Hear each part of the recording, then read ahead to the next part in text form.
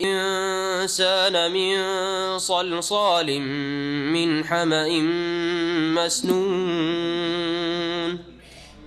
والجان خلقناه من قبل من نار السموم وإذ قال ربك للملائكة إني خالق بشرا من صلصال من حمأ مسنون فإذا سويته ونفخت فيه من روحي فقعوا له ساجدين فسجد الملائكة كلهم أجمعون إلا إبليس أبى أن يكون مع الساجدين قال يا إبليس ما لك ألا تكون مع الساجدين قال لم أكن لأسجد لبشر خلقته من صلصال من حمأ مسنون. السلام عليكم ورحمة الله وبركاته. بسم الله الرحمن الرحيم. الحمد لله رب العالمين والصلاة والسلام على سيد المرسلين نبينا محمد وعلى آله وصحبه أجمعين. أما بعد فأعوذ بالله من الشيطان الرجيم. ولقد خلقنا الإنسان من صلصال من حمأ مسنون والجان خلقناه من قبل من نار السموم وإذ قال ربك للملائكة إني خالق بشرا من صلصال من حمأ مسنون فإذا سويته ونفخت فيه من روحي فقعوا له ساجدين فسجد الملائكة كلهم أجمعون إلا إبليس أبى أن يكون مع الساجدين. সম্মানিত শ্রোতামণ্ডলী, আল্লাহ পাক রব্বুল আলমিনের যাবতীয় প্রশংসা যে আল্লাহ পাক রব্বুল আলমিন প্রথম মানুষ আদম আলাইহিস সালামকে মাটি থেকে সৃষ্টি করেছেন। তারপরে যত মানুষ সৃষ্টি হয়েছে সমস্ত মানুষের মধ্যে এই মাটির উপাদান রয়েছে। মানুষের সৃষ্টির মূল হচ্ছে মাটি। সালাত এবং সালাম নাজিল হোক মুহাম্মদুর রাসূলুল্লাহ সাল্লাল্লাহু আলাইহি সাল্লামের ওপর, যাকেও আল্লাহ পাক মানুষ রসুল বলে আখ্যায়িত করেছেন। কাফের মুশরিকেরা মুহাম্মদুর রাসূলুল্লাহ সাল্লাল্লাহু আলাইহি সাল্লামের রিসালাতকে যে অস্বীকার করত বা তার আগে আম্বিয়া রসুলগণকে রিসালাতকে অস্বীকার করত, এর পেছনে তারা বলতো আবাসাল্লাহু বাশারার রাসূলা, আল্লাহ পাক কি মানুষকে রসুল করে পাঠিয়েছেন? তো মানুষ রসুল হলে কাফের মানতে চাইতো না। সুতরাং কোনো মুসলিমের যেন এই ভ্রান্ত আকীদা না থাকে যে শেষ রাসূল মুহাম্মদ সাল্লাল্লাহু আলাইহি সাল্লাম মানুষ নন, অন্য কিছু, নূর বা আর কিছু। আর তার উপরে যদি বলে আল্লাহর নূর, যেমন তাদের ভ্রান্ত আকীদা, তাহলে আল্লাহর অংশ, আল্লাহর অংশীদার, আল্লাহর শরীক সাব্যস্ত করলো, যেটা বড় শিরক। আজকে তাফসির হবে সূরাতুল হিজরের দ্বিতীয় পর্ব, আয়াত নম্বর ২৬ থেকে। আল্লাহ পাক ইরশাদ করছেন মানুষের সৃষ্টি সম্পর্কে, আর তারপর আদম আলাইহিস সালামের কথা বিশেষভাবে তাকে ফেরেশতারা সেজদা করলেন, এই বিষয়টি আল্লাহ পাক উল্লেখ করেছেন। মহান আল্লাহ ইরশাদ করেছেন ওয়ালাকাদ খালাকনাল ইনসানা মিন সালসাল, নিঃসন্দেহে আমি মানুষকে সৃষ্টি করেছি, অর্থাৎ প্রথম মানুষ আদম আলাইহিস সালামকে সৃষ্টি করেছি। মিন সলসালিম মিন হামাইম মাসনুন, এই শব্দগুলির শাব্দিক অর্থ দেখে নি আর তারপরে মিলিয়ে অর্থ করি। সলসাল বলা হয় শুকনো ঠনঠনে মাটি।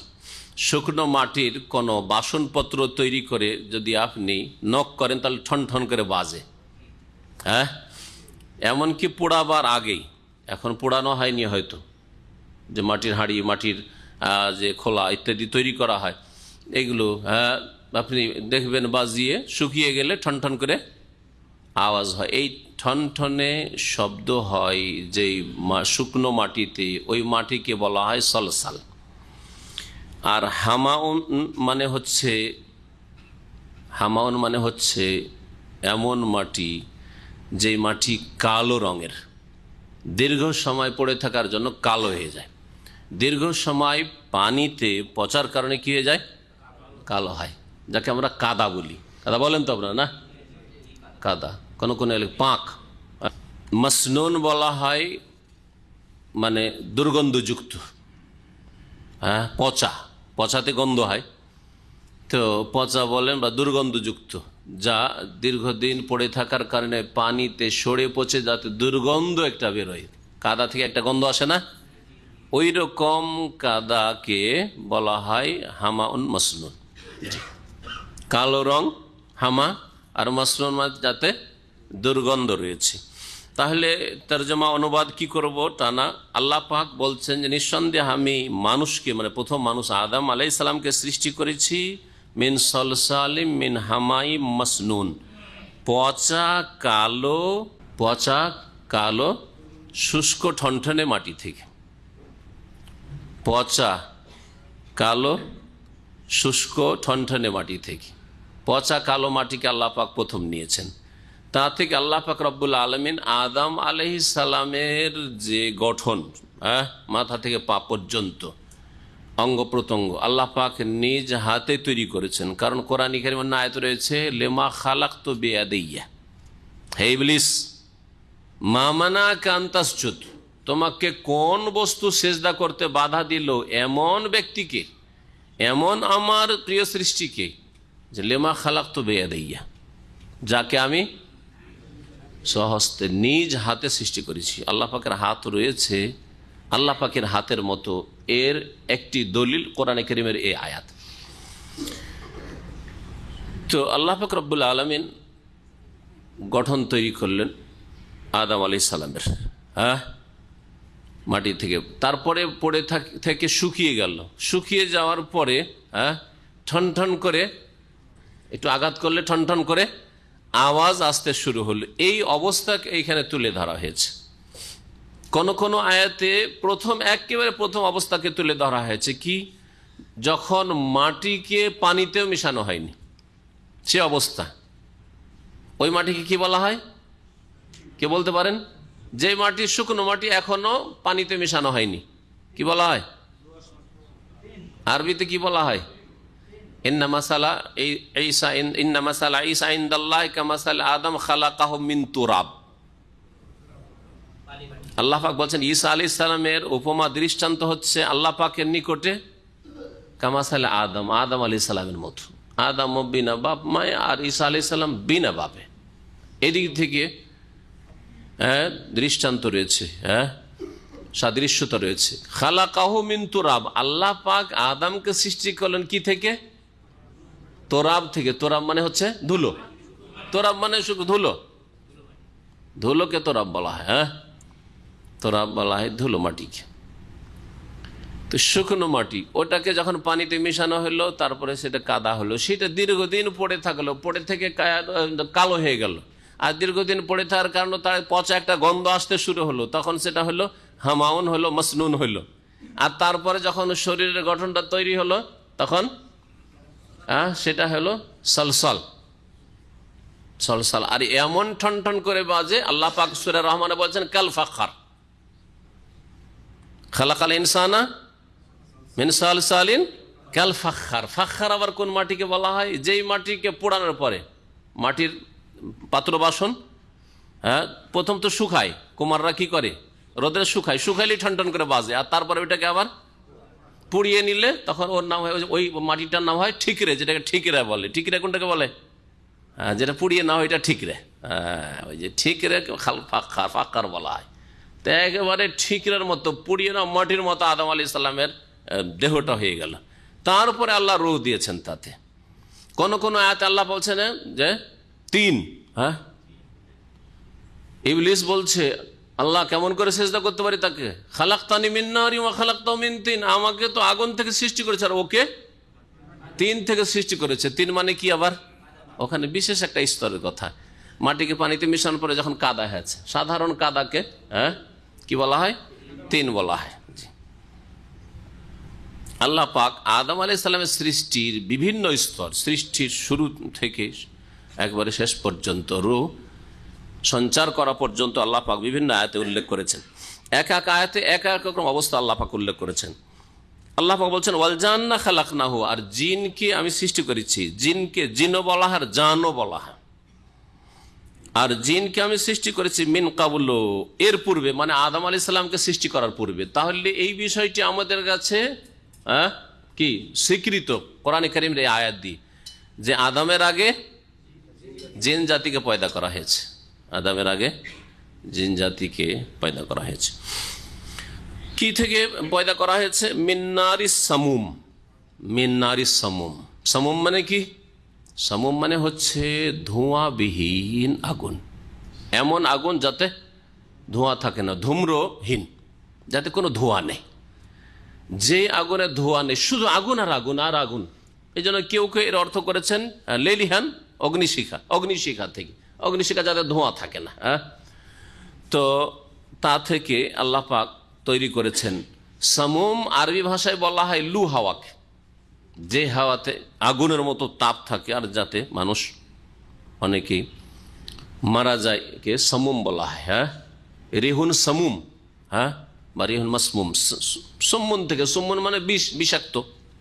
আল্লাহ পাক রব্বুল আলামিন তারপর ইরশাদ করেন ওয়াইদ ক্বালা রাব্বুকা লিল মালায়েকা, আর স্মরণ করো ওই সময়টিকে যখন তোমার প্রতিপালক হে নবী মুহাম্মদ সাল্লাল্লাহু আলাইহি সাল্লাম ফেরেশতাগণ মালায়েকাকে বলেছিলেন ইন্নী খালিকুম বাশারাম, আমি একজন মানুষ সৃষ্টি করব।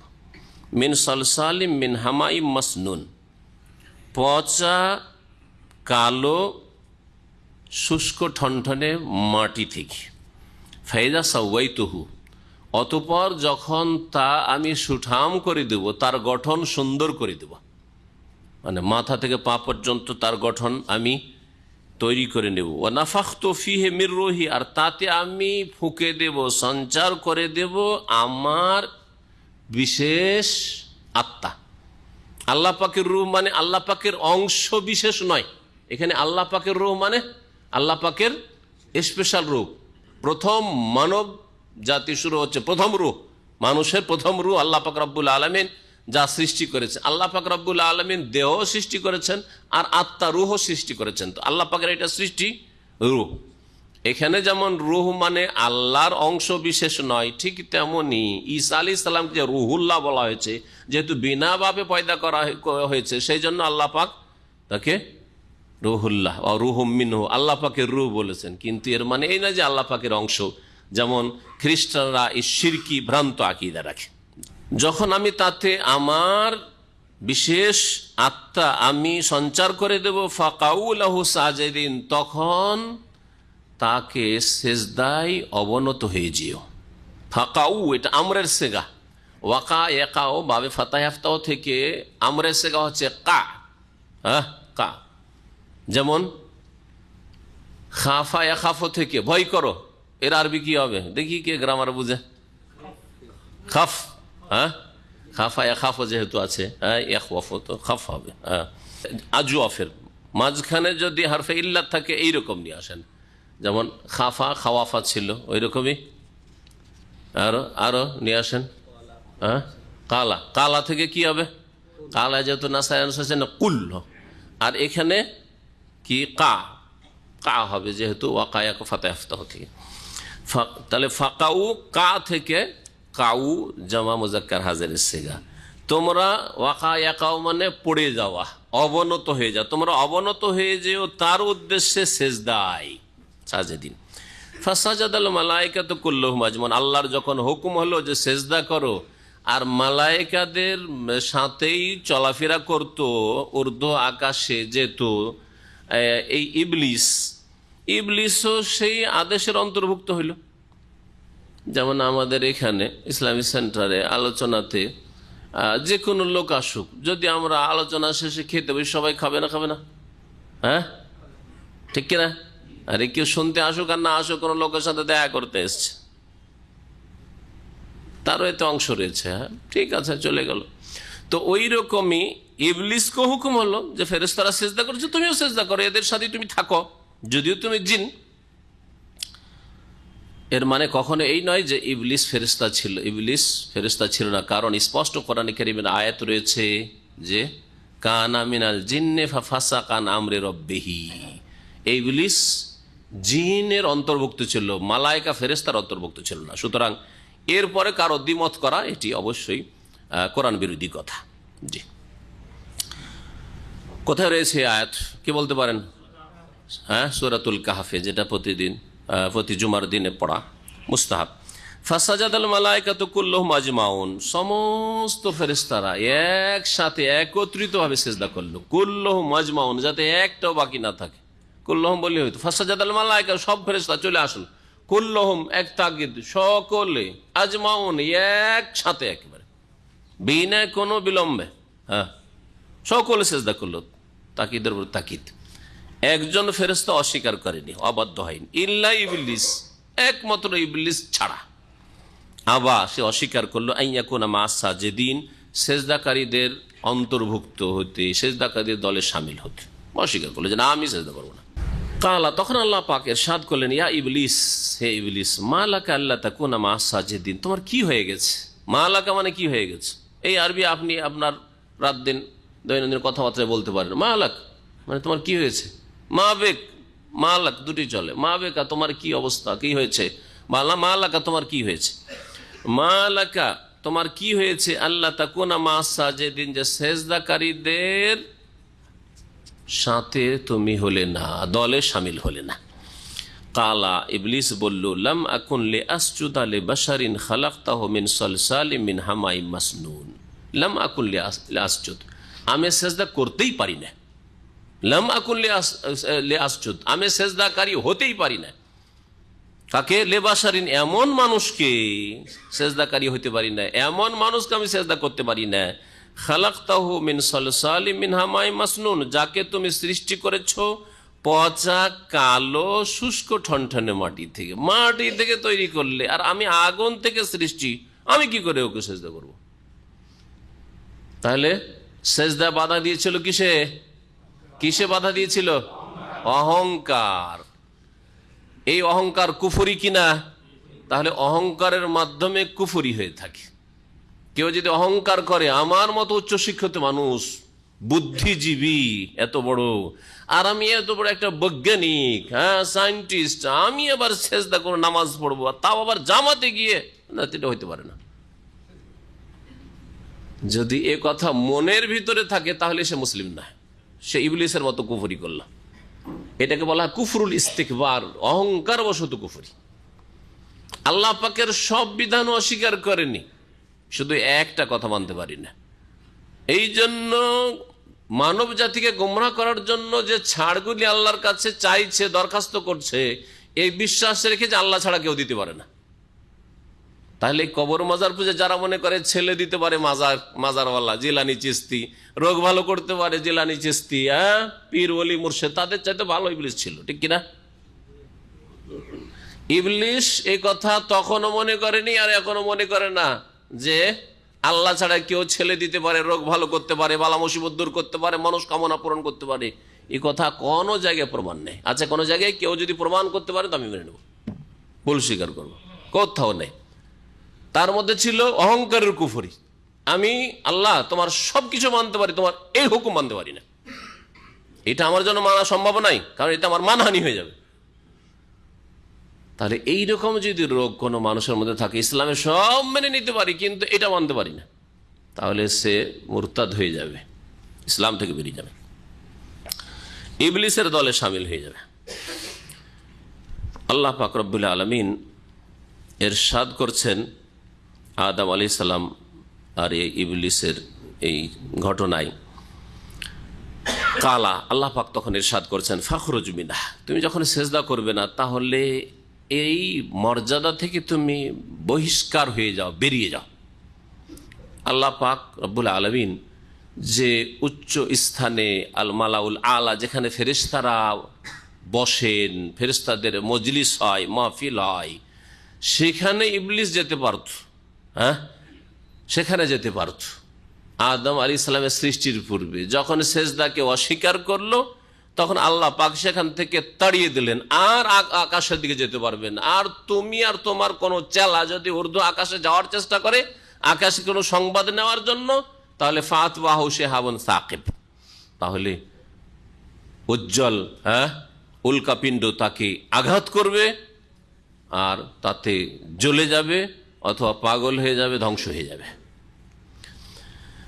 আল্লাহ পাক রব্বুল আলামিন ইরশাদ করছেন, তাহলে তুমি বেরিয়ে পড়ো এখান থেকে, ফাইন্নাকা রাজিম, কারণ তুমি বিতাড়িত, তুমি অভিশপ্ত, ওয়াইন্না আলাইকা লানাতা ইলা ইয়াউমিদ্দিন, আর বিচার দিবস, প্রতিদান দিবস পর্যন্ত তোমার উপর অভিশাপ হতে থাকবে, লানত পড়তে থাকবে, অভিশাপ হতে থাকবে।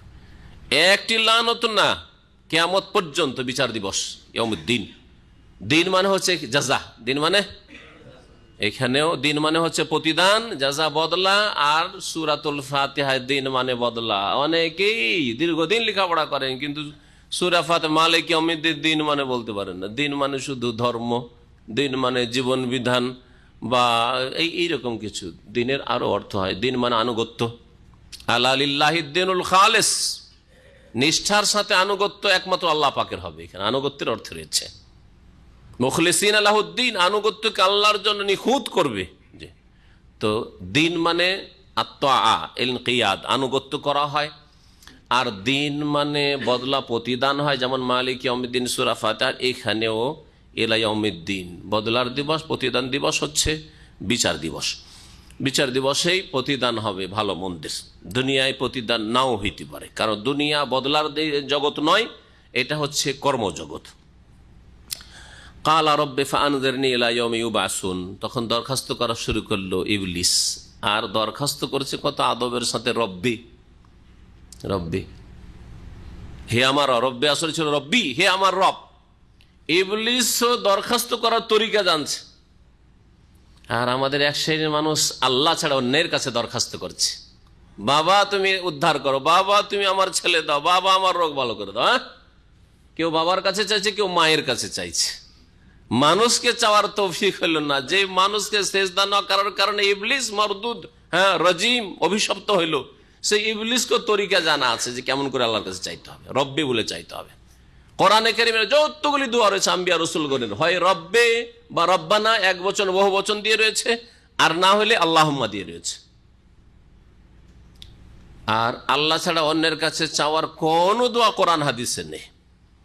আর ওসিলা ধরে দোয়া, আল্লাহর কাছে চাইলো কিন্তু ওসিলা, নবী ওলি রসুলের ওসিলা ধরে বা কোন নেক লোকের, মুরব্বির বুজুর্গানের দিনের ওসিলা ধরেও দোয়া চাইবে, এইরকম একটি দোয়ার নজির কোরআন হাদিসে নেই, কোরআনেও নেই, কোনো সহিহ হাদিসে নেই। তারপরেও মুসলিম সমাজের অধিকাংশ লোকের, আমাদের দেশের, হয় আল্লাহ ছাড়া অন্যের কাছে চাই বালা মুসিবত বিপদ আপদে, যে মনস্কামনা তারা পূরণ, আর না হলে আল্লাহর কাছে চাইলো ভায়া হয়ে। ওসিলা না ধরলে দোয়া করা যায়, ওসিলা ধরতে হবে, নবীর ওসিলাই, বড় পীরের ওসিলাই, না হয় অমুক হুজুরের ওসিলাই, গঙ্গোহীর ওসিলাই, মহাজের মাক্কির ওসিলাই, অমুকের ওসিলাই, তমুকের ওসিলাই।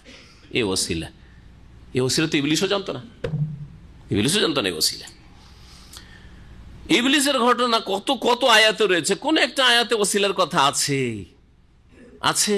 যে ইবলিস গোমরাহ করে ওসিলা ধরিয়েছে, জাহান্নামের রাস্তা ধরিয়েছে আদম সন্তানকে, সেই ইবলিস নিজেও ওসিলা ধরে নাই, নিজে ওসিলা ধরতে যায় না। কালা রব্বে ফাআনজিরনি ইলা ইয়াউমি ইউবআসুন, হে আমার রব, হে আমার প্রতিপালক, ফাআনজিরনি, তাহলে আমাকে অবসর দেন, ছাড় দেন, ইলা ইয়াউমি ইউবআসুন, পুনরুত্থান দিবস পর্যন্ত, মানব জাতির পুনরুত্থান দিবস পর্যন্ত, ওই দিন পর্যন্ত যেই দিন মানুষকে উঠানো হবে, এটা শাব্দিক অর্থ।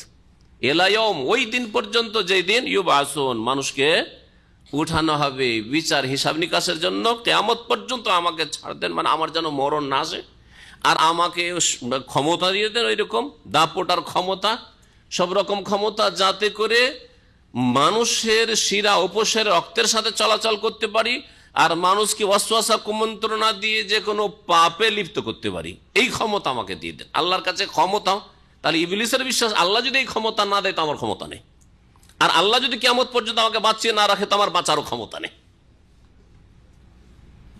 আর যদি মুসলিম হওয়ার পরে বলে যে এই ছেলেটা আমার বাবার দান, আর এই যে রোগ, মারাত্মক রোগ থেকে আমার ছেলেটা ভালো হয়ে গেল, ওই বাবার দরগাহে নিয়ে গেছিলাম সেই জন্য, তাহলে কে অধম? ইবলিসের চাইতে অধম কিনা চিন্তা করুন তো দেখি। ইবলিস আল্লাহর কাছে চাইছে। কালা ফাইন্নাকা মিনাল মুনজারিন, আল্লাহ পাক বললেন যে ঠিক আছে, নিঃসন্দেহে তোমাকে ছাড় দেওয়া হলো, তুমি ওই সবের অন্তর্ভুক্ত যাদেরকে ছাড় দেওয়া হয়েছে, ঠিক আছে, তোমাকে ছাড় দেওয়া হলো। এলা ইয়াউমিল ওয়াক্তিল মালুম, নির্দিষ্ট সময়ের দিবস পর্যন্ত, নির্দিষ্ট যে সময় আসছে ওই সময়, যেই সময়টা জানা রয়েছে আল্লাহ পাক জানেন, সেই সময়ের দিন পর্যন্ত অর্থাৎ কিয়ামত পর্যন্ত তোমাকে সময় দেওয়া হলো। কালা রব্বি বিমা আগওয়াইতানি লা উযায়্যিনান্না লাহুম ফিল আরদি ওয়া লা উগওয়িয়ান্নাহুম আজমাইন। আল্লাহর কাছে আরো দরখাস্ত করা শুরু করলো, আর প্রতিবার বলছে রব্বে রব্বে। কালা, ইবলিস বলল, রব্বে, হে আমার প্রতিপালক, বেমা আগওয়াইতানি, যেহেতু আমাকে তুমি পথভ্রষ্ট করেই দিলে।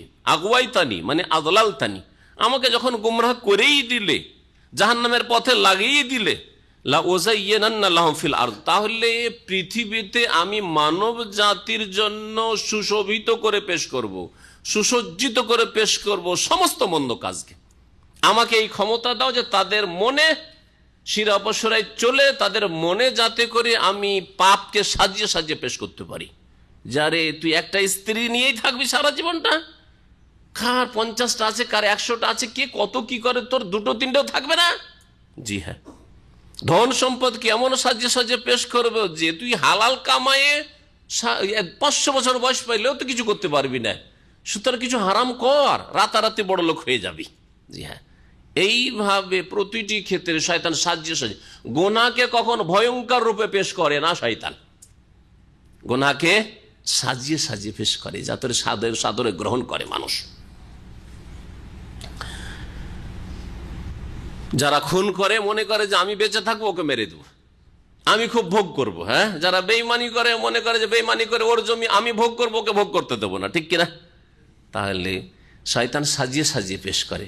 হতে পারে সেই ভোগ করতে পেল না, যাকে মারতে চেয়েছিল মারতে পারে নিজেই মারা গেল, হ্যাঁ, অথবা ওকেও মারলো সেও মারা গেল, কেউ ভোগ করতে পেল না, আর কেউ ভোগ করছে। কিন্তু শয়তান সাজিয়ে পেশ করেছে, সব সময় মনে মগজে বসে আছে যে আমি দীর্ঘদিন থাকবো আর এদেরকে রাখবো না, আমি খুব সুখে থাকবো আর এদেরকে শেষ করব। জি, জালেম এই কথাই চিন্তা করে, সব কথা শয়তান সাজিয়ে সাজিয়ে পেশ করলা। ওযায়্যিনান্না লাহুম ফিল আরদ, পৃথিবীতে এই মানব জাতির জন্য আমি অবশ্যই অবশ্যই সুসজ্জিত করে পাপগুলিকে পেশ করব। ওয়ালা উগওয়িয়ান্নাহুম আজমাইন, আর এদের সমস্তকে আমি পথভ্রষ্ট করব। যখন আমি গুমরাহ পথভ্রষ্ট হয়ে গেলাম, তো ওদের সমস্তকে কি করব? পথভ্রষ্ট করে দেব, জাহান্নামের পথে নিয়ে যাব। ইল্লা ইবাদাকা মিনহুমুল মুখলাসিন, শয়তানও ভালো করে জানে যে কাকে পারবো না, শয়তানও ভালো করে জানে যে কাকে পারবো না। কাকে পারবো না বলছে? ইল্লা, হ্যাঁ, একমাত্র হে আল্লাহ তোমার ওই সব বান্দাদেরকে, তাদের মধ্য থেকে মানে আদম সন্তান থেকে, যারা হচ্ছে আল মুখলাসিন, মুখলাসিন মানে নিষ্ঠাবান। ইখলাস হচ্ছে শিরক মুক্ত জীবনযাপন, যারা শিরক মুক্ত, যারা দুনিয়ার কোনো গরজ রাখে না, আল্লাহর সাথে কাউকে শরিক করে না, লোক দেখানো কোনো কাজ করে না, কোনো কিছুর লোভে কোনো কাজ করে না, কারো ভয়, আল্লাহ ছাড়া কারো ভয়ে কোনো কাজ করে না, বা কোনো কাজ থেকে বিরত থাকে না। একমাত্র যাদের অন্তরে আল্লাহর ভয় আছে, মানুষ শক্তি বাতিল শক্তি বলে ভয় না, তাদেরকে পারবো না, ওদেরকে পারবো না। তাহলে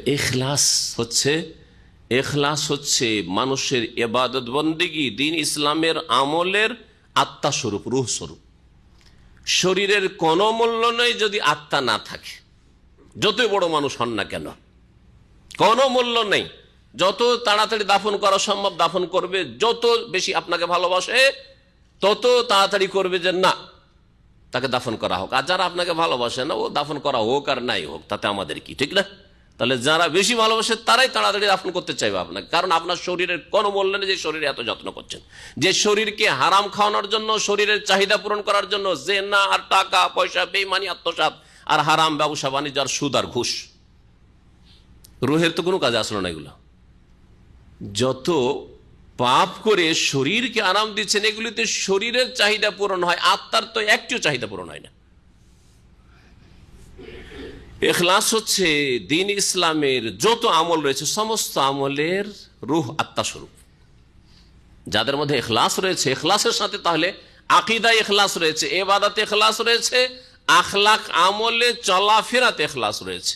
আমি আপনার সাথে ভালো ব্যবহার করি, সালাম দিই, হাসি মুখে কথা বলি, আপনাকে খুশি করার জন্য না, আল্লাহকে খুশি করার জন্য। আপনার আমি উপকার করি আপনার কাছে কিছু পাবো এই জন্য নয়, আল্লাহ পাকের কাছে পাওয়ার জন্য। আমি আপনার সাহায্য করি, আপনাকে ধার খরচ দিই কিসের জন্য? আল্লাহ পাকের সন্তুষ্টির জন্য। ইন্নামা নুতইমুকুম লিওয়াজহিল্লাহ লা নুরিদু মিনকুম জাযাআও ওয়ালা শুকুরা। আল্লাহ পাক এই কথা শিখিয়েছেন, আল্লাহর সন্তুষ্টির জন্য আমরা কাউকে খেতে দিই। লা নুরিদু মিনকুম, যাদেরকে খেতে দিই তাদের কাছে কোনো বদলাও চাই না, আর কোনো শুকরিয়া কৃতজ্ঞতাও আশা রাখি না। ইখলাস জরুরি। আপনার কাজ যাতে ইখলাস থাকে, আপনি দ্বীনের দাওয়াতের কাজ করছেন, দুনিয়ার কোনো গরজ যেন না থাকে, ইখলাস থাকে। আল্লাহ পাক রব্বুল আলামিন আমাদের সকলকে সংশোধন করার তৌফিক দান করেন, ইখলাস নিজের অন্তরে মজবুত করার তৌফিক যেন দান করেন। যার মধ্যে ইখলাস নেই সে যে কোনো শিরকে লিপ্ত হইতে পারে। কবর মাজার পূজার শিরকে যদি লিপ্ত না হয় তো দুনিয়াদারির শিরকে লিপ্ত হয়ে যাবে, দুনিয়াদারির শিরকে লিপ্ত হয়ে যাবে, দুনিয়ার লোভ লালসায় লিপ্ত হয়ে যাবে। কারো ভয়ে কথা বললো, কারো ভয়ে বলবে, অথবা কারো কাছে কোনো আশা নিয়ে কথা বলবে। কাল হাজা সিরাতুন আলাইয়া মুস্তাকিম। আল্লাহ পাক রব্বুল আলামিন আরো বললেন যে হাজা সিরাতুন আলাইয়া মুস্তাকিম, আসলে ছিল হাজা সিরাতুন মুস্তাকিম আলাইয়া, এই হচ্ছে সরল পথ আমার পর্যন্ত পৌঁছার। আল্লাহ বলছে এটাই হচ্ছে ইখলাস, ইখলাসের দিকে ইঙ্গিত করে আল্লাহ বলছেন। হাজা মানে এই যে ইখলাসের কথা বললাম, নিষ্ঠাবানদের কথা, মুখলাসিন, এদেরকে শয়তান বলছে, শয়তান পারবে না বললো, ইল্লা ইবাদাকা মিনহুল মুখলাসিন, শয়তানের ভাষা। শয়তান জানছে যে আমি মুখলেসদেরকে পারবো না, যারা নিষ্ঠার সাথে আল্লাহর দিনকে ধরে আছে, খলুসিয়াতের সাথে, তাদের ঈমান ইসলামে আমলে কোনো ভেজাল নেই, দুনিয়ার কোনো গরজ স্বার্থ নেই, তাদেরকে আমি পারবো না। ইখলাস নিষ্ঠা যদি থাকে তাহলে যে কোনো পাপ থেকে আপনি বেঁচে থাকবেন, যে কোনো অন্যায় থেকে আপনি বেঁচে থাকবেন, কারণ আল্লাহর জন্য ইখলাস, আল্লাহর জন্য আমি করছি, আল্লাহর জন্য আমি জেনা থেকে বেঁচে আছি, আল্লাহর জন্য আমি প্রেম করা থেকে বেঁচে আছি, আল্লাহর জন্য আমি দুনিয়ার ভোগবিলাস থেকে বেঁচে আছি, আল্লাহর জন্য হারাম পথ থেকে বেঁচে আছি, আল্লাহর জন্য চুরি থেকে বেঁচে আছি। এই নয় যে লোকে কি বলবে না বলবে, লোক থাকার নাই থাকার, লোক আছে না আছে আমি খেয়ালই করি না। এ হচ্ছে ইখলাস। ইখলাস, কোরআন হাদিসে ইখলাসের কথা খুব বেশি বেশি উল্লেখ করা হয়েছে। কালেমা লা ইলাহা ইল্লাল্লাহ পড়ার ক্ষেত্রেও তারাই জান্নাতি হবে লা ইলাহা ইল্লাল্লাহ পড়ে, যারা খালেস মিন কলবিহি। নবী করিম সাল্লাল্লাহু আলাইহি ওয়াসাল্লাম হাদিসে এই শর্তটি লাগানো হয়েছে, খলুসিয়াতের সাথে, অন্তরের নিষ্ঠার সাথে যদি কালেমা তাইয়্যিবার শাহাদাত দেয়, আর অন্তরের খলুসিয়াতের সাথে কোনো ভেজাল নেই এই কালেমা পড়াই, এই খলুসিয়াতের সাথে যদি লা ইলাহা ইল্লাল্লাহ শাহাদাত দেয়, তাহলে আবার বেনামাজি হইতে পারে, এক রাকাত নামাজ ছুটতে পারে, ফরজ ছাড়তে পারে, কাবিরা গুনাহ করতে পারে, আর ভুল হয়ে গেলে আবার বিনা তওবায় 1 মিনিট পার করতে পারে। অসম্ভব কথা, অসম্ভব কথা। আর যারা এইরকম চরিত্রের হবে তাদের জন্য তো জান্নাত রয়েছে। ভুল করে না, আর ভুল হয়ে গেলে বিলম্ব করে না, তওবা করে, তাদের জন্য তো জান্নাত রয়েছে। আল্লাহ পাক রব্বুল আলামিন বলছেন যে তাআলা, আল্লাহ বলছেন হাজা সিরাতুন আলাইয়া মুস্তাকিম। আলাইয়া মানে ইলাইয়া, আসলে এখানে এটি হচ্ছে সরল পথ আমার পর্যন্ত পৌঁছা। আল্লাহ পর্যন্ত যদি পৌঁছিতে চাও, আল্লাহর সন্তুষ্টি পেতে চাও, আল্লাহর জান্নাতে পৌঁছিতে চাও, তাহলে ইখলাস সৃষ্টি করতে হবে নিজের অন্তরে, ইবাদতে, আকীদায়, আমলে, আখলাকে। ইন্না ইবাদি লাইসা লাকা আলাইহিম সুলতান। তারপর আল্লাহ ঘোষণা করছেন, শুনে রাখো ইবলিস, আমার যে বিশেষ বান্দা রয়েছে, যারা নিষ্ঠাবান বান্দা রয়েছে, তাদের ওপর তোমার কোনো আধিপত্য নেই। লাইসা লাকা আলাইহিম সুলতান, সুলতান মানে আধিপত্য, কোনো দাপট চলবে না, কোনো আধিপত্য নেই, কোনো কর্তৃত্ব চলবে না। তুমি তাদের ওপর নেতৃত্ব দেবে আর তাদের অন্তরে ঢুকে তাদেরকে গোমরাহ করবে, এটা করতে পারবে না। ইল্লা মানিত্তাবাকা মিনাল গাওয়িন, তবে ওই সব লোকদের ওপর তোমার দাপট চলবে যারা তোমার অনুসরণ করবে, মিনাল গাওয়িন, গোমরাহ পথভ্রষ্টদের মধ্য থেকে। আদম সন্তানের মধ্যে যারা পথভ্রষ্ট হয়ে ইবলিসের অনুসারী ভক্ত হবে, তাদেরকে শয়তান গোমরাহ করতে পারে, তাদের ওপর আধিপত্য কায়েম হবে শয়তানের। ওয়া ইন্না জাহান্নামা লামাউইদুহুম আজমাইন। আর শুনে রাখো, নিঃসন্দেহে জাহান্নাম হচ্ছে তাদের সকলের প্রতিশ্রুত স্থল। মাউইদ ইসম জারফের সিগা। জাহান্নাম হচ্ছে যারা ইবলিসের অনুসারী, আকীদার ক্ষেত্রে, ইবাদতের ক্ষেত্রে, হালাল হারামের ক্ষেত্রে, যারা ইবলিসের অনুসরণ করলো, আল্লাহ পাকের নাজিলকৃত বিধানের অনুসরণ করলো না, মানব রচিত বিধানের অনুসরণ করলো, প্রবৃত্তির অনুসরণ করলো, ইত্তেবাউল হাওয়া, মনের পূজা করলো, আল্লাহ পাকের কোরআন হাদিস যে ওহী আল্লাহ নাযিল করেছেন তার অনুসরণ করলো না, তাদের জন্য জাহান্নাম হচ্ছে প্রতিশ্রুত স্থল। জাহান্নামের ওয়াদা করা হয়েছে, তাদের আবাসস্থান হচ্ছে জাহান্নাম। লাহা সাবআতু আবওয়াব, এই জাহান্নামের 7টি দরজা রয়েছে, 7টি গেট রয়েছে আল্লাহ বলছেন। একদল তাফসীরকাররা বলছেন যে জাহান্নামেরও 7টি দরজা রয়েছে, আর একদল তাফসীরকার বলছেন জাহান্নামের দরজা বলতে এখানে দারাকাত বোঝানো হয়েছে। হ্যাঁ, দরজা বলতে, আবওয়াব বলতে কি বোঝানো হয়েছে? স্তর বোঝানো হয়েছে। জাহান্নামে 7টি স্তর রয়েছে। সবচেয়ে নিচু স্তরে মুনাফিক, যার আকীদার মুনাফিক, বিশ্বাসের মুনাফিক, কপট মুসলিম সমাজের, আল্লাহ পরকালে বিশ্বাসী নয়, আল্লাহর নাজিলকৃত বিধানে বিশ্বাসী নয়, কোরআনে কারিমে বিশ্বাসী নয়, রসুলের কোন শ্রদ্ধা নেই, কিন্তু দেশে বসবাস করতে হবে মুসলিম মেজরিটির মাঝে, সুতরাং ইসলাম প্রকাশ করে থাকে তারা। ভিতরে কুফরি, ওমা তুখফি সুদুরহুম আকবার, তাদের অন্তরে যা লুকায়িত আছে তা এর চাইতেও মারাত্মক, মারাত্মক কুফরি লুকায়িত আছে। ইহুদি নাসারাদের অন্তরে যে কুফরি রয়েছে, হিন্দুর অন্তরে যে কুফরি রয়েছে, তার চাইতে মারাত্মক কুফরি যাদের অন্তরে লুকায়িত রয়েছে। এদের স্থান হচ্ছে জাহান্নামের সবচাইতে নিচু স্তর। ইন্নাল মুনাফিকিনা ফি দারকিল আসফালি মিনার, দারক বলেছেন, আর ওর জমা হচ্ছে দারাকাত। এই জন্য আবওয়াব বলতে দারাকাত বোঝানো হয়েছে, 7টি স্তর বোঝানো হয়েছে, যেগুলির বিভিন্ন নাম তাফসীরকাররা উল্লেখ করেছেন কোরআনে কারিমে। ওগুলো বিভিন্ন জায়গায়, কোনটা সাইর, কোনটা জাহিম, কোনটা জাহান্নাম, কোনটা লাজা, কোনটা হাওয়িয়া। হ্যাঁ, আল্লাহ পাক রব্বুল আলামিন তারপরে ইরশাদ করছেন যে 7টি যে দরজা রয়েছে বা স্তর রয়েছে, লিকুল্লি বাবিম মিনহুম জুজউম মাকসুম, মানব জাতির মধ্য থেকে প্রত্যেক দরজার জন্য নির্দিষ্ট শ্রেণী নির্দিষ্ট রয়েছে, জুজউম মাকসুম বা নির্দিষ্ট ভাগ রয়েছে, বা পৃথক পৃথক দল রয়েছে, যেভাবে তর্জমা করেন না কেন। জুজউন মানে অংশ, আর মাকসুম মানে যা ভাগ করা রয়েছে। কাসাম 100 মানে ভাগ করা। তো একটা দল ভাগ করা, প্রত্যেক দরজার জন্য এক একটা দল ভাগ করা রয়েছে, মানে পৃথক পৃথক দল রয়েছে। কেমন? একটা স্তর রয়েছে যেখানে মুনাফিকরা শুধু থাকবে, আর একটা স্তরে কাফের যারা তারা থাকবে, আর একটা স্তরে থাকবে যারা খুনি তারা থাকবে, আর এক স্তরে যারা বেনামাজি তারাই থাকবে, আর এক স্তরে থাকবে যারা বেরোজাদার তারাই থাকবে। যেমন রোজাদার যারা বেশি বেশি রোজা রাখে, ফরজ রোজার পরেও বেশি বেশি রোজা রাখে, আর তা জান্নাতি তারা, ওরা যেমন তাদের জন্য জান্নাতের রাইয়ান রয়েছে, তেমন জাহান্নামে স্পেশাল। হ্যাঁ, বেরোজাদার জন্য রয়েছে, সুদখোরদের জন্য একটা স্তর রয়েছে, চোর ডাকাতের জন্য একটা স্তর রয়েছে। এইভাবে জেনাকারীদের জন্য, জেনাকারীদের জন্য, তাদের জন্য এক স্তর রয়েছে। আল্লাহ পাক এই কথাই বুঝিয়েছেন, লিকুল্লি বাবিম মিনহুম জুজউম মাকসুম, মানব জাতির মধ্য থেকে প্রত্যেক দরজার জন্য একটি নির্ধারিত কি রয়েছে, অংশ রয়েছে, বা শ্রেণী নির্ধারিত রয়েছে। জুজউম মাকসুম, শ্রেণী নির্ধারিত রয়েছে। ইন্নাল মুত্তাকিনা ফি জান্নাতি ওয়া উয়ুন, আল্লাহ পাক জাহান্নামীদের কথা, জাহান্নামের কথা বলার পরে এখন জান্নাত কার জন্য তা উল্লেখ করছেন। বলছেন নিঃসন্দেহে আল্লাহ ভীরু যারা, মুত্তাকিন, নিঃসন্দেহে সাবধানী যারা, সতর্ক সাবধান যারা থাকে। তাকওয়া মানে বেঁচে থাকা। একটা পা ফেলতেই যেমন তাকওয়াকে এইভাবে বুঝিয়েছেন উলামায়ে কেরামরা। তাকওয়া কি জিনিস?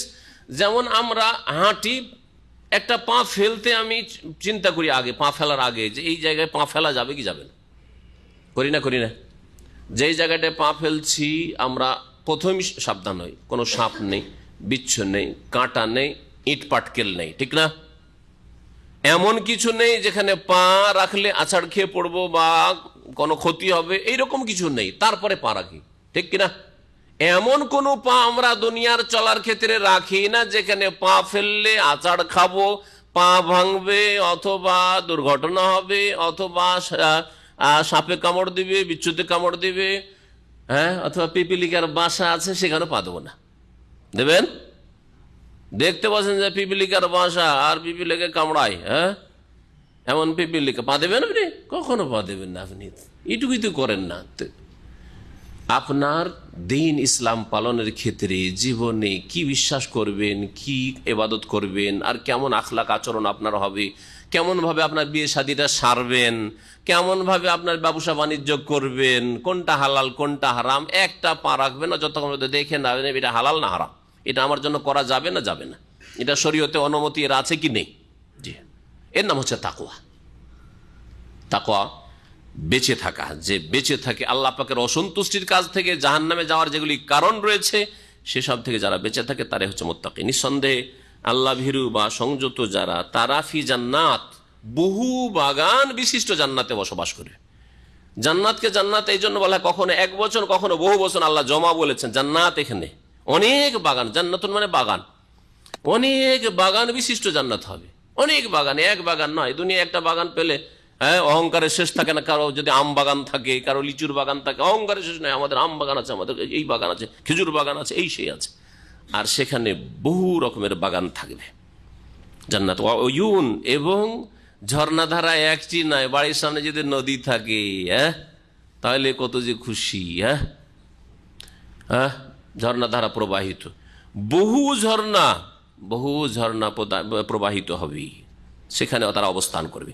উদখুলু হবে সালামিন আমিনিন, আর তাদেরকে বলা হবে সেই কিয়ামতের দিনে, বিচার দিবসে, তোমরা এই জান্নাতে প্রবেশ করো বেসালামিন, শান্তির সাথে, আমে নিরাপদ ভাবে, নিরাপত্তার সাথে।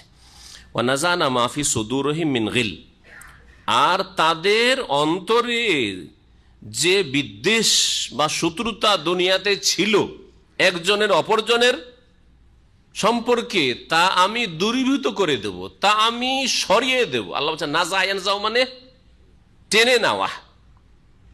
দুনিয়াতে ভাই ভাই মিল ছিল না, একটু বিদ্বেষ ছিল, অথবা বৈমাত্রীয় ভাই সেই জন্য বিদ্বেষ ছিল, অথবা একই জায়গায় কাজ করেন কলিগ, কেউ কাউকে বরদাস্ত করতে পারে না, একজন অপরজন উন্নতি বরদাস্ত করতে পারে না, সেই জন্য একজন আলেম আরেকজন আলেমকে মেনে নিতে পারে না, হিংসাতে ফেটে পড়ে।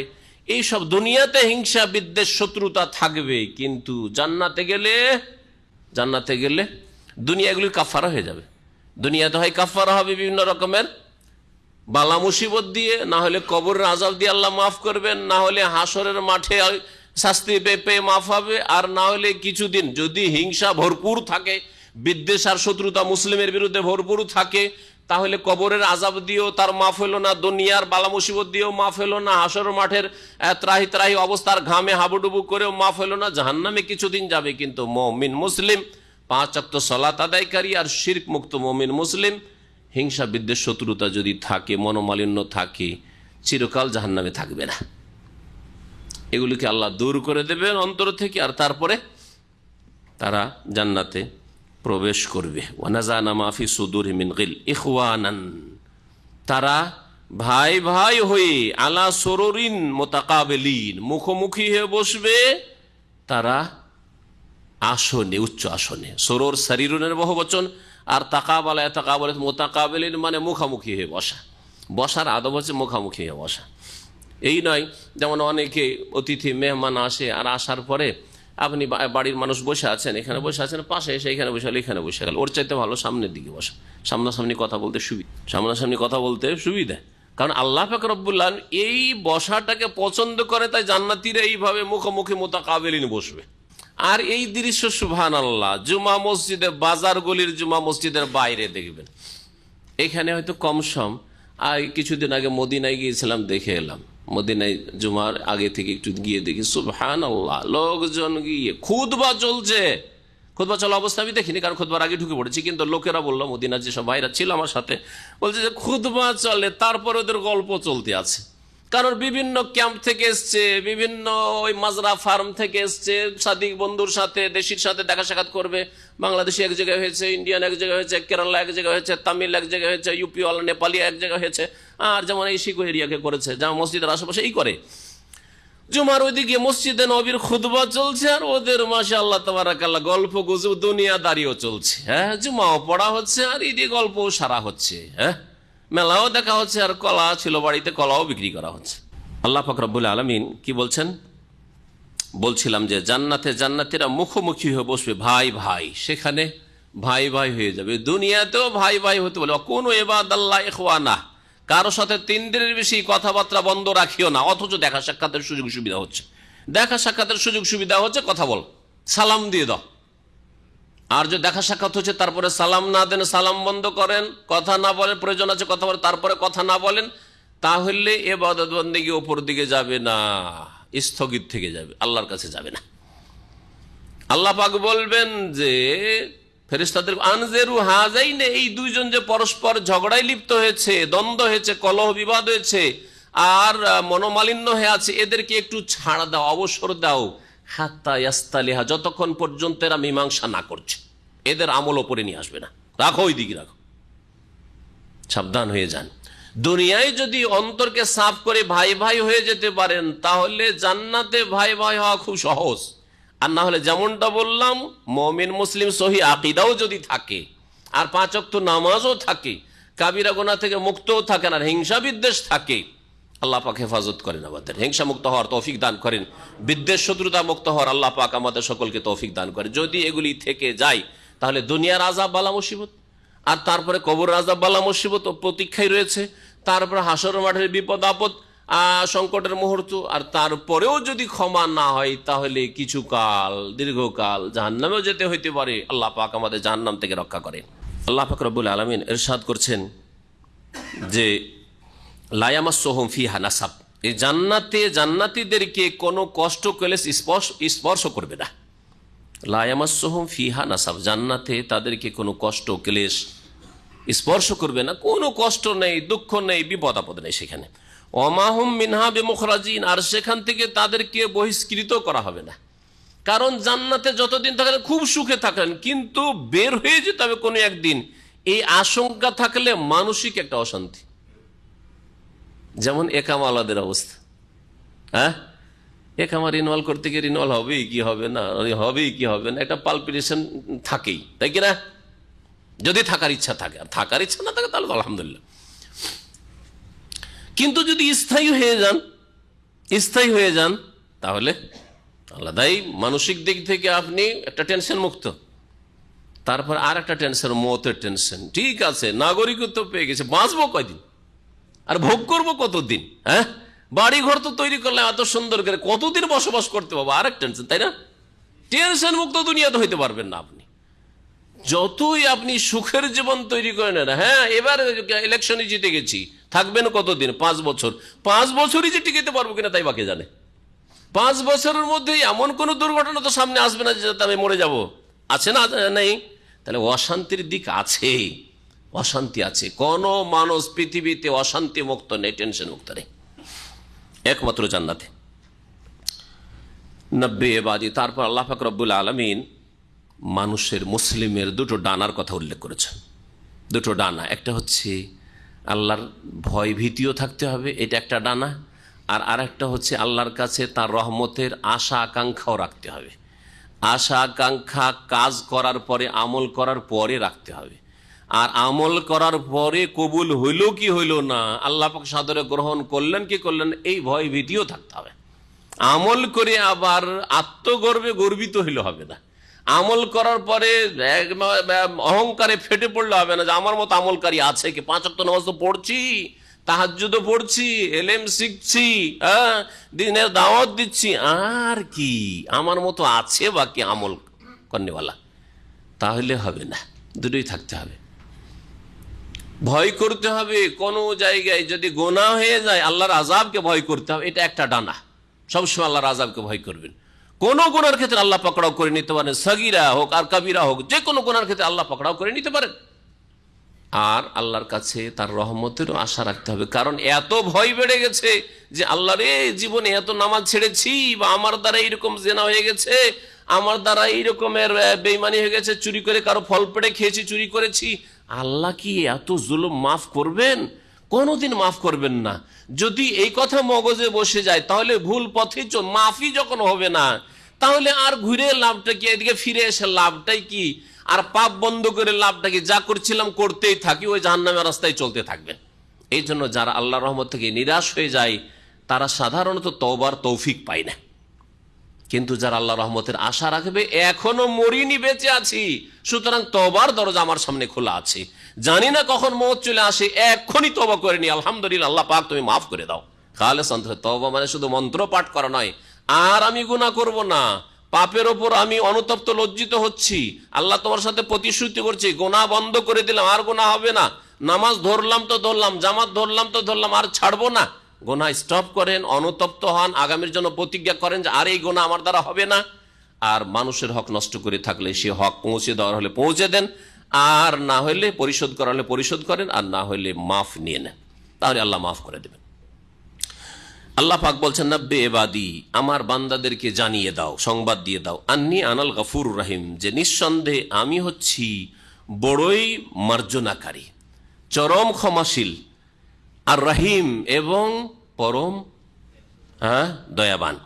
ওয়া আন্না আযাবি হুয়াল আযাবুল আলীম, আর এই কথাও জানিয়ে দাও যে আমার শাস্তি হচ্ছে হুয়াল আযাবুল আলীম, বড়ই বেদনাদায়ক শাস্তি, বড়ই মর্মান্তিক শাস্তি।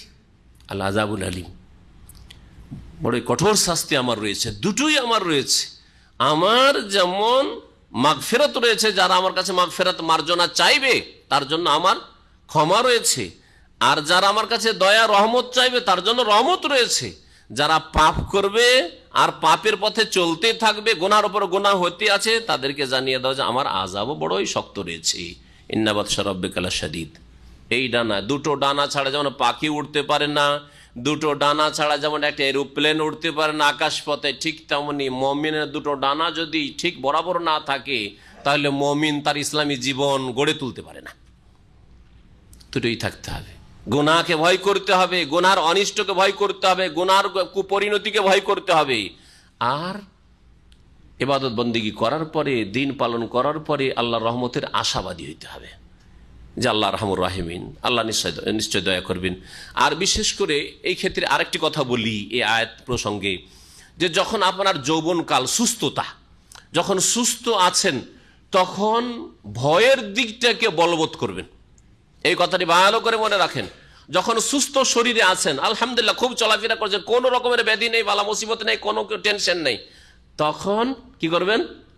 আল্লাহর আযাবের ভয়টাকে নিজের উপর বেশি বসিয়ে রাখবেন, আযাবের ভয়টা বেশি রাখবেন। কারণ সুস্থ অবস্থায় আর যৌবনকালে পাপ হওয়ার আশঙ্কা বেশি, এখন অনেক দিন বাঁচবো, সুতরাং হারাম বেঈমানি না করলে কি করে বড় লোক হবো? আর এই যৌবনের তাড়নায় বিভিন্ন পাপ হতে পারে, যার ফলে আল্লাহর আযাবের ভয়টাকে সবসময় নিজের উপর বসিয়ে রাখবেন।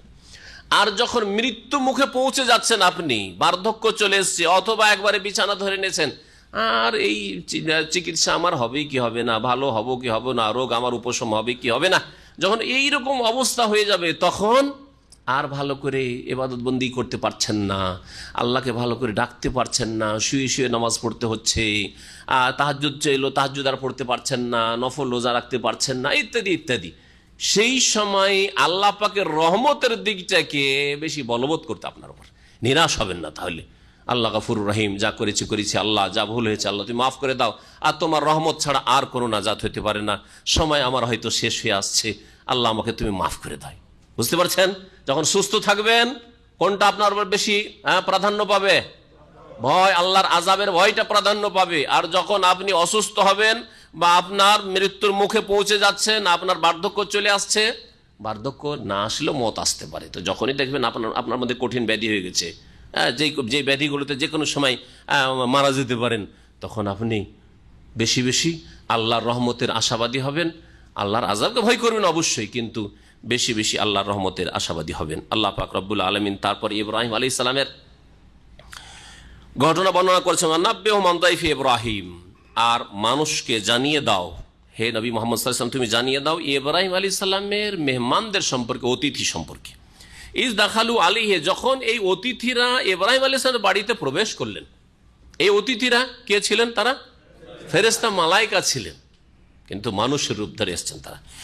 ফাকালু সালামা, তখন এই অতিথিরা বলেছিলেন সালামান, মানে সাল্লামনা সালামান, এখানে মাফুলে মুতলাক, আমরা আপনাকে সালাম দিচ্ছি, জুমলা ফেলিয়া। এটা এর জবাবে কি বলেছিলেন এই আয়াতে উল্লেখ করা হয়নি, কিন্তু অন্য আয়াতে রয়েছে আলা, ইব্রাহিম আলাইহিস সালাম বলেছেন সালামুন, ওখানে জুমলা খাবরিয়া, মানে সালামুন আলাইকুম, আপনাদের ওপরও সালাম হোক। জুমলা ফেলিয়ার জবাব যদি জুমলা ইসমিয়া দিয়ে দেওয়া যায়, তাহলে জুমলা ইসমিয়া বেশি বলবৎ, বেশি শক্তিশালী, কারণ স্থায়িত্ব তাতে রয়েছে। এর মাধ্যমে কোরআনে কারীমের যে নির্দেশ, কেউ যদি তোমাকে সালাম দেয় তাহলে তার চাইতে উত্তম সালাম তুমি পেশ করো, এর বাস্তবায়ন করেছেন ইব্রাহিম খলিলুল্লাহ আলাইহিস সালাতু ওয়াস সালাম। জি, তাআলা ইন্না মিনকুম ওয়াজিলুন, ইব্রাহিম আলাইহিস সালাম সালামের জবাব দেওয়ার পরে বললেন, আমরা আপনাদের থেকে ভীত সন্ত্রস্ত, ভয়ভীত, শঙ্কিত। আপনাদেরকে দেখে ভয় লাগছে, আগন্তুক মানুষ কি উদ্দেশ্যে এসছেন, চোর ডাকাত তো না, অসৎ উদ্দেশ্য তো কেউ আসেনি, দুশ্মন তো না। কালু, তখন ফেরেশতারা বললেন, লা তাউজাল, ভয় করেন না ইব্রাহিম, ইন্না নুবাশশিরুকা বিগুলামিন আলিম, আমরা আসলে কোনো মানুষ না, আমরা ফেরেশতা, এবং আপনাকে সুসংবাদ দিচ্ছি আমরা বিগুলামিন আলিম, একজন জ্ঞানী বালকের। গোলাম মানে বালক, আর আলিম মানে জ্ঞানী। এখানে সুসংবাদ দেওয়া হয়েছে কোন বালকের? ইসহাক। আলিম বলা হয়েছে, গোলামের গুণ হিসাবে কি বলা হয়েছে? আলিম, জ্ঞানী গোলাম। এই আয়াতে জ্ঞানী গোলাম বলা হয়েছে সূরা হিজরে। এখানে ইসহাক আলাইহিস সালাম, যার জন্ম ইব্রাহিম আলাইহিস সালামের স্ত্রী, কোন স্ত্রীর পেট থেকে? সারার পেট থেকে, সারা আলাইহিস সালামের পেট থেকে, বা সারা রাদিয়াল্লাহু আনহার পেট থেকে। তো এই সুসংবাদ দেওয়া হয়েছে বার্ধক্যে। আর হাজারের পেট থেকে ইসমাইল আলাইহিস সালাম যে পয়দা হয়েছিলেন, তার সুসংবাদ বার্ধক্য দেওয়া হয়েছিল ইব্রাহিম আলাইহিস সালামকে। সেখানে সূরা সাফফাতে বলা হয়েছে, ওয়াকালা ইন্নী যাহিবুন ইলা রাব্বি সাইয়্যিদ রাব্বি হাব লি মিনাস সালিহিন ফাবাশশারনাহু বিগুলামিন হালিম। ধৈর্যশীল বালকের সুসংবাদ আমি আল্লাহ দিলাম। ধৈর্যশীল ওখানে বলা হয়েছে। তিনিও জ্ঞানী ছিলেন, যেমন ইসহাক আলাইহিস সালামও ধৈর্যশীল ছিলেন, কিন্তু এক একজন এক একটা সাবজেক্টে স্পেশালিস্ট থাকে, ঠিক না? ইসমাইল আলাইহিস সালামের কোরবানি জবাইয়ের ক্ষেত্রে ধৈর্য তার ফুটে উঠেছে। সেই জন্য অগ্রিম আল্লাহ সুসংবাদ দিচ্ছেন, এমন ছেলের সুসংবাদ দিচ্ছি যেই ছেলে বড়ই ধৈর্যশীল হবে। আল্লাহর রাস্তায় কোরবানির হুকুম হবে, বলবে আব্বা প্রস্তুত আছি, ইফআল মা তুমার, যা নির্দেশ হয়েছে করে ফেলুন আপনি, সাতাজিদুনি ইনশাআল্লাহ মিনাস সাবিরিন, ধৈর্যশীল অবশ্যই আমাকে পাবেন আপনি, কোনো চিন্তা করিয়েন না, আমার কোনো দ্বিধাদ্বন্দ্ব নেই। ইসহাক আলাইহিস সালামের সুসংবাদ, কালা বাশশারতুমুনি, ইব্রাহিম আলাইহিস সালাম বললেন, আমাকে তোমরা সুসংবাদ দিলে, আলা আনমাসানিয়াল কিবার, এই সময়ে, এই অবস্থায় যে আনমাসানিয়াল কিবার, আমাকে বার্ধক্য স্পর্শ করে নিয়েছে, মানে আমি বুড়ো হয়ে গেছি, হাড্ডি দুর্বল হয়ে গেছে, হাড্ডির সাথে চামড়া লেগে গেছে। সুবহানাল্লাহ, এই বয়সে 80 বছর পার হয়ে চলে গেছে, তারপরে সুসংবাদ। ফাবিমা তোমার শেরুন, তাহলে তোমরা কি সুসংবাদ দিচ্ছ, দাও। কালু বাশশারনাকা বিল হক, আমরা আপনাকে সুসংবাদ দিচ্ছি সত্যি সত্যি, বিল হক। ফালা তাকুম মিনাল কানিতিন, সুতরাং আপনি নিরাশদের অন্তর্ভুক্ত হয়েন না, নিরাশ হয়েন না। 80-90 বয়স হলে কি হবে? আল্লাহ পাক দেন, আল্লাহ যে কোনো সময় দিতে পারেন, যে কোনো অবস্থায় আল্লাহ পাক রব্বুল আলামিন দিতে পারেন, আপনি নিরাশ হয়েন না। কালা, তখন ইব্রাহিম আলাইহিস সালামের ঈমান যেমন তেমন ঈমান না। তিনি বলছেন, আপনি কথা বুঝবেন না যে আমি আল্লাহর রহমত থেকে নিরাশ, তবে এটা তো বয়স আছে সেজন্য বলছি, আর আল্লাহ ইচ্ছা করলে আল্লাহর রহমত যে কোনো সময় আল্লাহ পাক দিতে পারেন। তাই বলছেন, ওয়ামাই ইয়াকনুত মির রাহমাতি রাব্বিহি ইল্লা দাল্লুন, রবের রহমত থেকে, রবের অনুগ্রহ থেকে, দয়া থেকে নিরাশ হয় না। একমাত্র কারা নিরাশ হয়? ইল্লা দাল্লুন, একমাত্র পথভ্রষ্টরা। আর আমি তো পথভ্রষ্ট নই, সুতরাং আল্লাহর রহমত থেকে আমি নিরাশ নই। তবে এই জন্য আশ্চর্য হচ্ছে, এটা আশ্চর্য প্রকাশ করছি যে এই বয়সে আমার ছেলে মেয়ে হবে, হ্যাঁ, গর্ভধারণের শারীরিকভাবে আমার স্ত্রীর হয়তো ক্ষমতা নেই, কি করে হতে পারে? পুরুষদের ক্ষেত্রে অনেক সময় হয়ে যেতে পারে, কিন্তু নারীদের ক্ষেত্রে 40-45 হলে, আর সাধারণত 50-এর পরে তো গর্ভধারণের কোনো ক্ষমতাই থাকে না, আয়েসা হয়ে যায়, মাসিক বন্ধ হয়ে যায়, গর্ভধারণের সাধারণত ক্ষমতা থাকে না। আল্লাহ পাক রব্বুল আলামিন বলছেন, কালা, ইব্রাহিম আলাইহিস সালাম বললেন তারপরে, ফামা খাতবুকুম আইয়ুহাল মুরসাল, ইব্রাহিম আলাইহিস সালাম তাদের আবভাবে বুঝতে পারলেন যে আমাকে শুধু সুসংবাদ দিতে আসেনি, আরো কিছু কাজে এসছে। এই অবস্থা বুঝে আবার জিজ্ঞেস করলেন, কালা, ইব্রাহিম আলাইহিস সালাম বলেন, ফামা খাতবুকুম আইয়ুহাল মুরসাল, হে প্রেরিত ফেরেশতারা, মুরসাল এর বহু বচন হচ্ছে মুরসালুন, হে প্রেরিত ফেরেশতারা, মালায়েকারা, তোমাদের খবরটা কি, তোমাদের ব্যাপার স্যাপার কি, কি উদ্দেশ্যে তোমরা আগমন করেছো, তোমাদের আগমনের উদ্দেশ্য কি? খাতবকুম মানে শানকুম, মা শানকুম, বালকুম মা বালকুম, হ্যাঁ, মা হালকুম মা খাবারকুম, একই অর্থ। এগুলি হচ্ছে প্রতিশব্দ, কাছাকাছি শব্দ। আপনাদের কি অবস্থা, মানে কি উদ্দেশ্যে আগমন হয়েছে আপনাদের বলুন। কালু, তখন ফেরেশতারা বলে, ইন্না উরসিলনা ইলা কওমিন মুজরিমিন, আমাদেরকে প্রেরণ করা হয়েছে এমন এক জাতির উদ্দেশ্যে, যে জাতি হচ্ছে বড় অপরাধী, অপরাধী জাতির উদ্দেশ্যে আমরা প্রেরিত হয়েছি। ইল্লা আলা লুতিন, এই অপরাধী জাতি কোন জাতি? লূত আলাইহিস সালামের বংশধর সাদ্দুম এলাকায়, সাদ্দুম গ্রামে বসবাস করত। এরা সমকামিতার পাপ আদম সন্তানের মধ্যে প্রথম শুরু করে। পুরুষে পুরুষে কুকাজ করা, বায়ুপথে, এটা প্রথম শুরু করে এই লূত আলাইহিস সালামের বদ প্রকৃতি জাতি, যাদের প্রকৃতি নষ্ট হয়ে গেছিল। আর এটাকে অনেক দেশে বৈধতা দেওয়া হয়েছে। আল্লাহ পাকের অভিশাপ হোক এদের ওপর, যেমন অভিশাপ হয়েছে লূত আলাইহিস সালামের জাতির ওপর। আল্লাহ পাক রব্বুল আলামিন এদেরকে মুজরিম বলেছেন, বড়ই অপরাধী।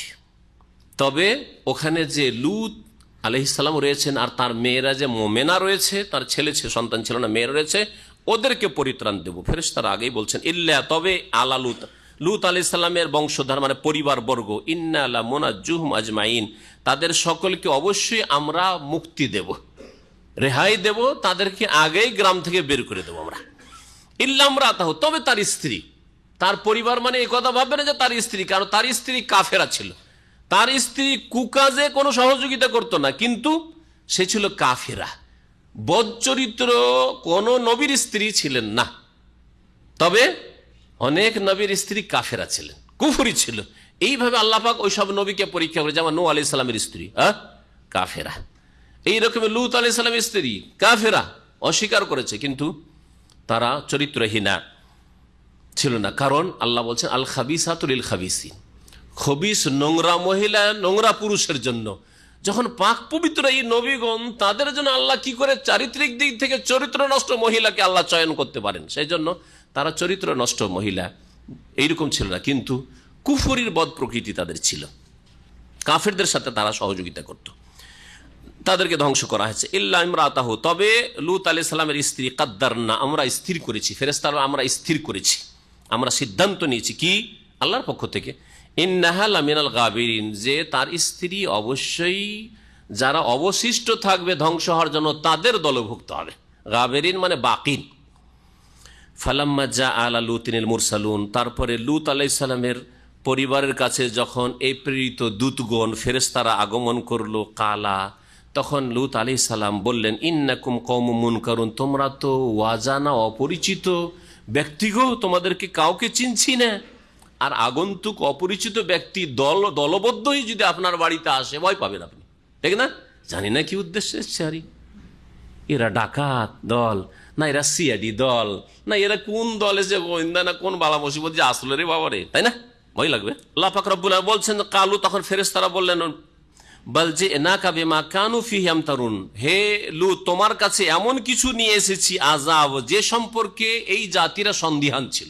ইয়ামতারুন মানে ইয়াশুক্কুন, সন্দেহ করতে, আল্লাহর আযাব কই, আল্লাহর আযাব কখন আসবে, আসবে না, এই যে সন্দেহ করতে, ওই সন্দেহের আযাব নিয়ে এসেছি। আর এদের সন্দেহ আজকে দূর করে দেবো। আতাইনাকা বিল হক, আর তোমার কাছে নিয়ে এসেছি সত্যি সত্যি আযাব, সত্যি সত্যি শাস্তি। এখানে হক মানে আযাব বলা হয়েছে। ওয়া ইন্না লাসাদিকুন, আর আমরা হচ্ছি সত্যবাদী, কথাও সত্য বলছি। ফাআসরে বিআহলিকা বিকিতইম মিনাল লাইল, সুতরাং হে লূত, তুমি রাতের শেষ অংশেই নিজের বাড়ি থেকে, শহর থেকে বেরিয়ে পড়া নিজ পরিবারকে নিয়ে।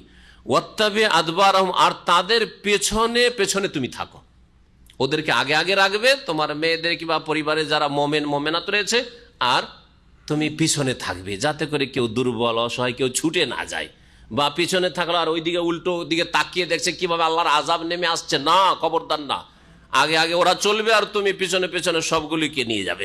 নবী করিম সাল্লাল্লাহু আলাইহি ওয়াসাল্লাম জিহাদের সফরে যখন যেতেন, জিহাদের ময়দানে, তখন এইভাবে তিনি সাকাই মানে পিছনে থাকতেন, 5 ভাগ করতেন সেনাদলকে, আর মুকদ্দমা, মাইমানা, মাইসারা আর কালব মাঝখানে, মিডিলে, আর তারপর সাকা পিছনে। পিছনে যে দলটি থাকতো সেই দলের একেবারে পিছনে রাসূলুল্লাহ সাল্লাল্লাহু আলাইহি ওয়াসাল্লাম থাকতেন, যাতে কোনো দুর্বল অসহায়, কারো সওয়ারি অচল হয়ে গেছে, কেউ চলতে পারে না, কেউ রুগী হয়ে পড়ে গেছে, আর এরকম কেউ না থেকে যায়, সবাইকে নিয়ে তারপরে পেছনে তিনি যেতেন। জি, পেছন থেকে কমান্ড করতেন। যুদ্ধের ময়দানে যুদ্ধ যখন শুরু হয়ে যেত, নবী করিম সাল্লাল্লাহু আলাইহি ওয়াসাল্লাম প্রয়োজনে আগে বেড়ে যেতেন, কিন্তু যখন সফর অবস্থায় থাকতেন তখন পিছন দিকে থাকতেন। তারপরে আল্লাহ পাক ইরশাদ করছেন যে ফেরেশতারা কি বললেন, বলছেন যে ওয়াত্তাবে আদবারহুম, তাদের পিছনে পিছনে তুমি চলবে। ওয়ালা ইয়ালতাফিত মিনকুম আহাদ, তোমাদের মধ্যে কেউ যেন পেছন দিকে ফিরে না দেখে, এইভাবে ফিরে না দেখে যে একটু দেখি কি হচ্ছে না হচ্ছে, আমাদেরকে তো বেরিয়ে যেতে বলা হয়েছে, কিভাবে আল্লাহর আযাব, আসমানি আযাব নাজেল হচ্ছে, একটু দেখি তো, না, খবরদার তোমরা দেখবে না কিন্তু আযাবের দিকে। ওয়ামদু হাইসু তুমারুন, আর যেখানে তোমাদের নির্দেশ হয় সেদিকেই তোমরা চলতে থাকো।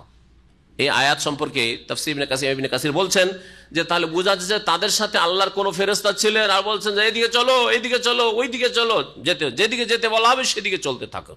তোমরা যেই দিকে যেতে আদিষ্ট হবে সেই দিকে তোমরা ওয়ামদু চলতে থাকো। ওয়া কাযাইনা ইলাইহি যালিকাল আমরা আন্না দাবিরা হাউলাই মাকতুন মুসবিহিন, আর তাদের জন্য আল্লাহ পাক বলছে আমি চূড়ান্ত ফয়সালা করেছিলাম এই বিষয়ের যে আন্না দাবের হাওলাই, এদের লেজ, দাবের বলা হয় পেছনকে, দবর পেছনকে বলা হয়।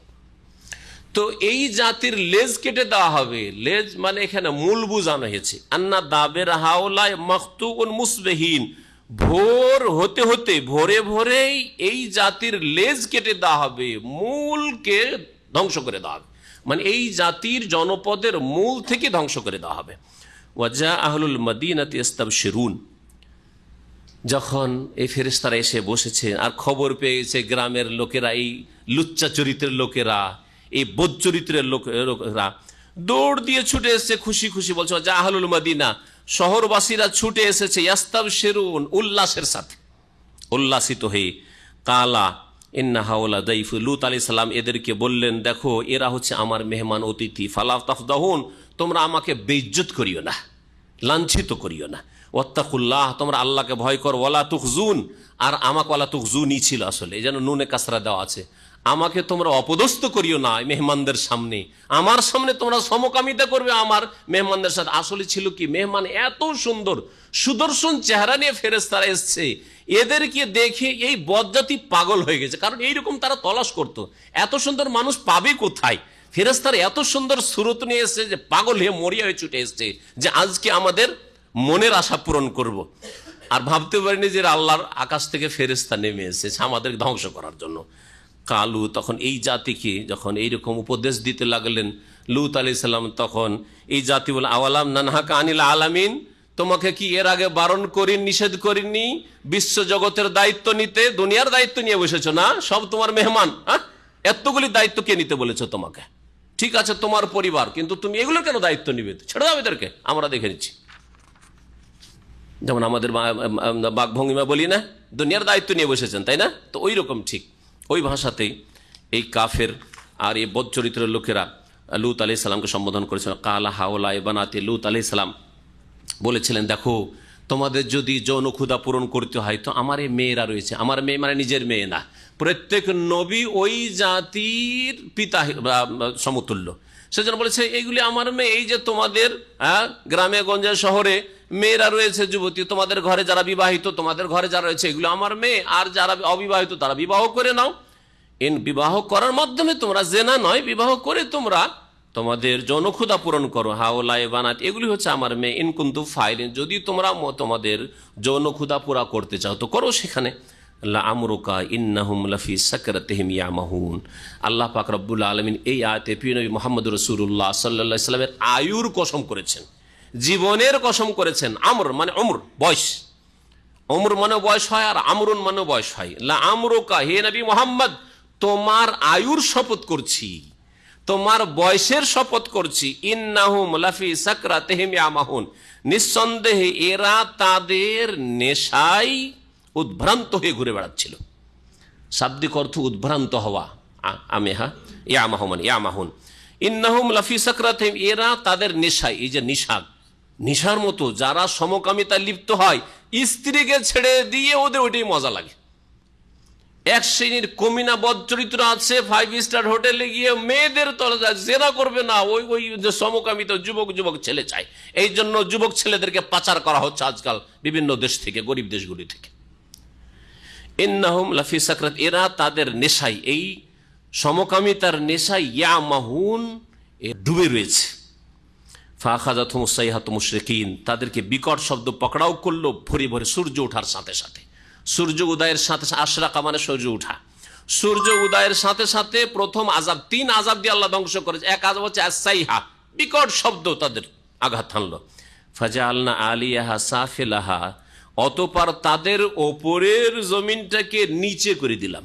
জমিনটাকে ফেরেশতা জিবরাইল আলাইহিস সালাম উঠিয়ে আকাশের দিকে নিয়ে গিয়ে আবার সবকিছু সব উল্টে পাল্টে রেখে দিলেন আল্লাহ পাক রব্বুল আলামিন তার ফেরেশতাকে দিয়ে। এই দ্বিতীয় আযাব, ওয়ামতারনা আলাইহিম হিজারাতাম মিন সিজিল, আর তাদের উপর বর্ষণ করলাম। মাতার মানে বৃষ্টি। কিসের বৃষ্টি বর্ষণ হয়েছিল? হিজারাতাম মিন সিজিল, ঝামার পাথরের। হেজারা মানে পাথর হয়, আর সিজিল বলা হয় পোড়া মাটি। পোড়া মাটিকে সিজিল বলা হয়। তো পোড়া মাটি যেটা বেশি পোড়ার কারণে ঝামা হয়ে যায়, বুঝলেন তো, জামা। তো ওই ঝামা পাথর বর্ষণ করে তাদেরকে ধ্বংস করেছিলাম। তাহলে সেই জমিনকে উল্টিয়ে দেওয়া হয়েছে, তাদের উপর পাথরও বর্ষণ করা হয়েছে, তাদের বিকট শব্দের আযাব দিয়ে তাদের কানের পর্দা ফাটিয়ে দেওয়া হয়েছে। এইভাবে 3 আযাব দিয়েছেন। এমন মর্মান্তিক ভাবে কোন জাতিকে আল্লাহ ধ্বংস করে একটি আযাব দিয়ে ধ্বংস করেছেন, কিন্তু এই জাতিকে আল্লাহ তিন আযাব দিয়ে ধ্বংস করেছেন। ইন্না ফি যালিকা লাআয়াত, নিঃসন্দেহে এতে বহু শিক্ষণীয় বিষয় রয়েছে, নিদর্শন রয়েছে। লিল মুতাওয়াসসিমিন, চিন্তাশীলদের জন্য বা সূক্ষ্মদর্শীদের জন্য, জ্ঞানীদের জন্য। ওয়া ইন্নাহা লাবিসাবিলি মুকিম, আর নিঃসন্দেহে এই জনপদ সাদ্দুম গ্রামটি লাবিসাবিলি মুকিম, চলাচল পথে অবস্থিত। মক্কার লোকদেরকে উপদেশ দেওয়া হচ্ছে, দেখো তোমরা যখন শাম দেশের দিকে যাও তখন জর্ডন দিয়ে যে তোমরা যাও, সেই রাস্তাতে তোমাদের রাস্তার পাশেই কিন্তু এই এলাকাটি পড়ে, মৃত সাগর পড়ে। মৃত সাগরের কিনারা দিয়ে মৃত সাগরে পরিণত হয়েছে এই সাদ্দুম এলাকাটি।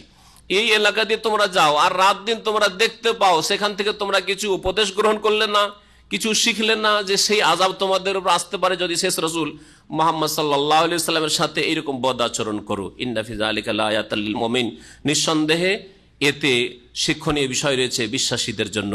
এখানে আমাদের তাফসীর শেষ করলাম। আল্লাহ পাক রব্বুল আলামিন যেন আমাদের দ্বীন শিখার তৌফিক দান করেন, কোরআনে কারীমের জ্ঞান অর্জন করার তৌফিক দান করেন, কোরআন এবং হাদিস মোতাবেক চলার যেন তৌফিক দান করেন। আল্লাহ পাক রব্বুল সমস্ত রকমের পাপ থেকে আমাদের বেঁচে থাকার যেন তৌফিক দান করেন।